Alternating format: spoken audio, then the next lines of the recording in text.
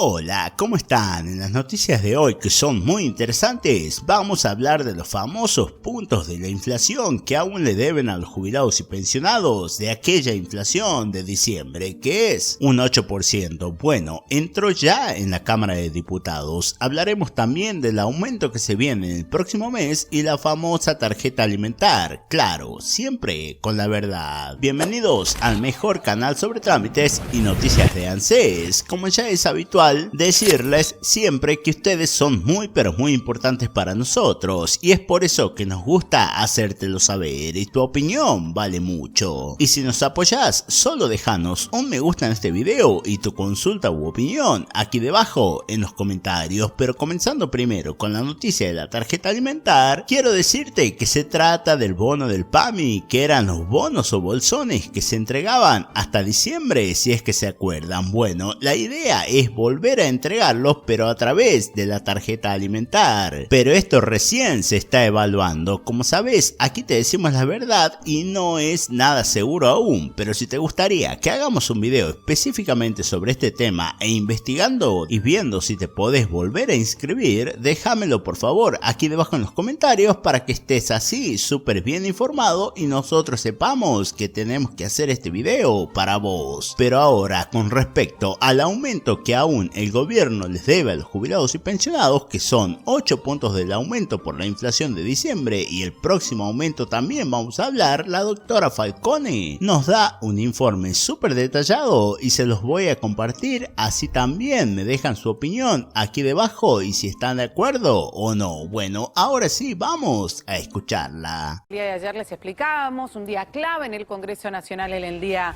de hoy. Por un lado, la pulsera entre el kirchnerismo y un sector de la UCR que buscan. Tienen 11 y 2 de la tarde, creo, justamente el llamado a debate en el día de hoy. Por un lado, la fórmula jubilatoria, debatir las jubilaciones, y por otra parte, el financiamiento universitario. Pero ya nos está escuchando Andrea Falcone, la doctora Andrea Falcone. Ella es abogada previsional, para ver de qué se trata esta nueva fórmula para la jubilación, esta nueva fórmula jubilatoria. Muchísimas gracias, doctora, por su tiempo. No, por favor. Bueno, básicamente recordemos que cuando se hizo el empalme con los nuevos decretos, en el mes de enero había habido una inflación superior al 20% y sin embargo el incremento que se dio fue del 12,5%. Lo que se está buscando hoy en diputados es la compensación de esos 8 puntos porcentuales adicionales que los jubilados perdieron en enero y que quedarían sin recomposición. Claro, pero en algún punto llega algún veranito ahora en julio para los jubilados que no tendría efecto tampoco en julio. Mira, lo que tienen los jubilados es, bueno, tuvieron el aumento de movilidad el mes de marzo, claro, después los aumentos extras en abril y mayo, ahora tienen el aumento de movilidad, que es de 8 puntos en junio, y ahora sí los aumentos son mensuales, con lo cual el próximo aumento es el mes que viene, siempre basado en el índice de precios. O sea, los incrementos hoy están siendo por inflación. La discusión es siempre que entre un empalme y otro, los diferentes gobiernos siempre van dejando un porcentaje menos. Entonces, por ejemplo, en el empalme entre una ley y otra, el presidente Macri hizo traspasó el pago de un trimestre y con eso generó un ahorro de 8 puntos. Luego se hizo la suspensión de la ley de movilidad cuando asumió Alberto Fernández y también hubo ahí una quita de casi 20 puntos. Entonces, en este momento sucedió lo mismo. En el traspaso entre un régimen que era la ley de movilidad anterior y este pago por decretos, se dejó este 8% de enero sin pagar. Y eso es lo que hoy se estaría buscando en diputados, la recomposición. Creería que en principio los números no los tienen, pero el tema está sobre la mesa. Doctora, ¿cómo cree usted que debería calcularse? Porque lo que se hablaba justamente es tener en cuenta la canasta básica de un adulto mayor unida a un IPC. ¿Cómo cree usted, justamente una entendida en el tema, que debería calcularse las jubilaciones, el aumento de las jubilaciones también? Mira, la movilidad en principio siempre lo que es la recomposición de los haberes jubilatorios que van perdiendo poder adquisitivo por justamente la inflación, ¿no? En este paso del tiempo. Entonces, siempre el mejor índice, el más beneficioso para el jubilado, es el índice de precios, que es el que hoy está.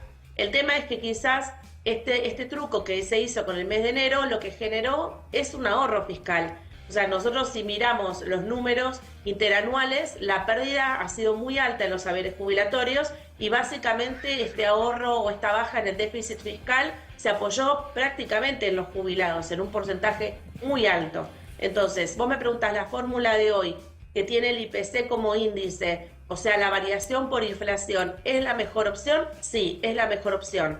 El tema es que se aplica sobre haberes confiscados, se aplica sobre haberes que ya han sido mutilados y que están muy por debajo de lo que hubiese sido hace un año atrás. O sea, debemos subir los haberes y una vez que se suban los haberes, empezar allí otro cálculo mensual justamente para que la jubilación alcance de alguna manera. Doctora, vamos a compartir, si le parece, con usted, porque hay empresarios muy importantes en nuestro país que dicen que el sistema jubilatorio iba a decir lo paupérrimo que es el sistema jubilatorio en nuestro país, tiene que ver también por la cantidad de jubilados que hay.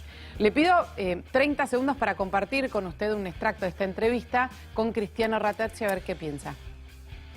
Casi cero de disminución. Sí, obviamente hay una situación complicada en todas las jubilaciones, pero acordemos que las jubilaciones se agregaron 4 millones de jubilados que nunca habían aportado nada. Entonces eso crea un desorden muy grande. Por suerte, después reciben solamente la mitad de lo que recibe quien aportó. Pero toda la situación es tremendamente confusa y hay que volver a un nivel que era sustentable antes que se hicieran estos aportes y antes que se le robara a FJP a 4 millones de argentinos. Claro. La FJP servía. ¿Está de acuerdo o no está de acuerdo? La gran problemática para Cristiano Ratajsi, digo bien, es que llegaron 4.5 millones de personas sin aportes a cobrar de un mismo sistema jubilatorio.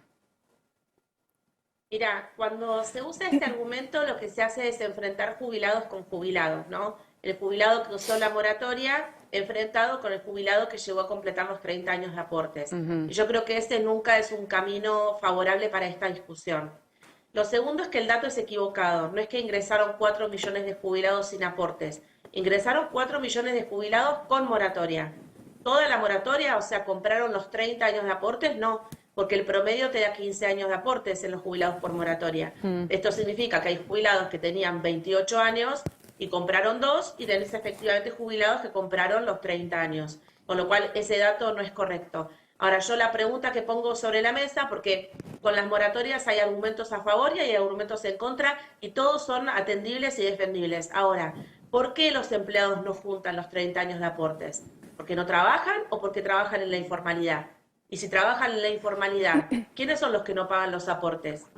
¿Los empresarios? Entonces, no me gusta atacar a los empresarios en sí mismos, pero sí en este punto, porque en definitiva la situación disvaliosa de los trabajadores es porque no llegan por la informalidad laboral.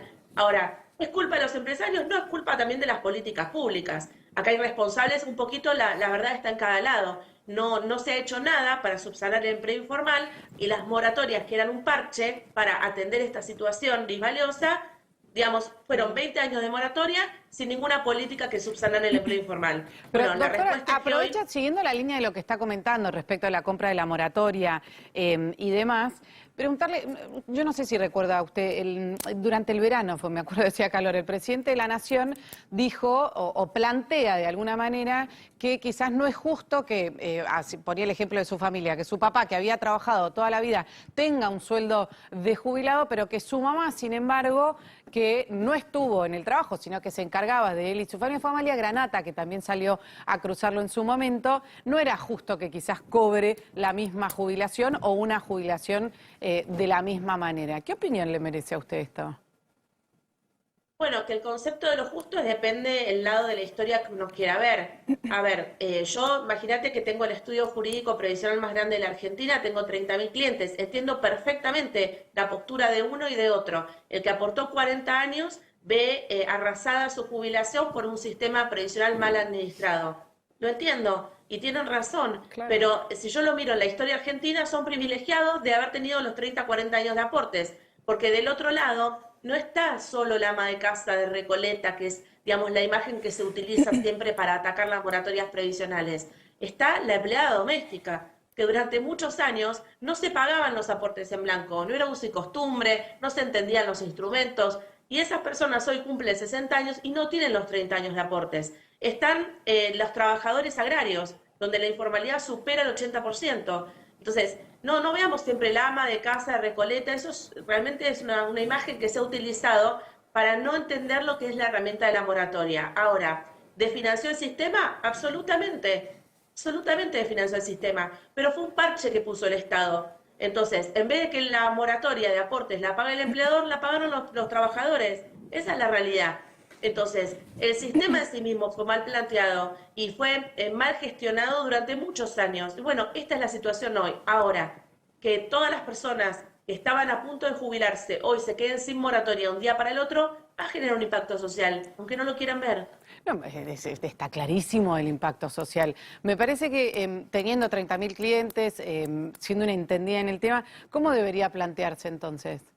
Independientemente de la problemática, para buscarle una solución, ¿qué es lo que deberíamos hacer a partir de ahora? Si usted tuviera la oportunidad de decir, bueno, tengo la varita mágica, toco, tiro abajo la puerta de la Casa Rosada, el Congreso de la Nación, ¿y qué ley se necesita? ¿Qué es lo que tiene que decir? Como para que quede claro, porque la realidad es que, es más, sin ir más lejos, doctora, me voy a parar, no voy a hacer autorreferencia, pero creo que hay una enorme cantidad de mujeres que somos madres, que por una cuestión de haber sido madres, que elegís la licencia sin goce de sueldo y empezás a tambalear en un lugar en donde hay una cantidad de años que no tenés aportes porque tenés que dedicarte a tu familia y tus hijos, el trabajo es ese y no es remunerado, volvés a la situación laboral y no juntás los 30 años de aportes, no por no haberlo elegido, sino porque justamente habla usted, la informalidad del trabajo, la no tenerlo, tener que elegir y demás.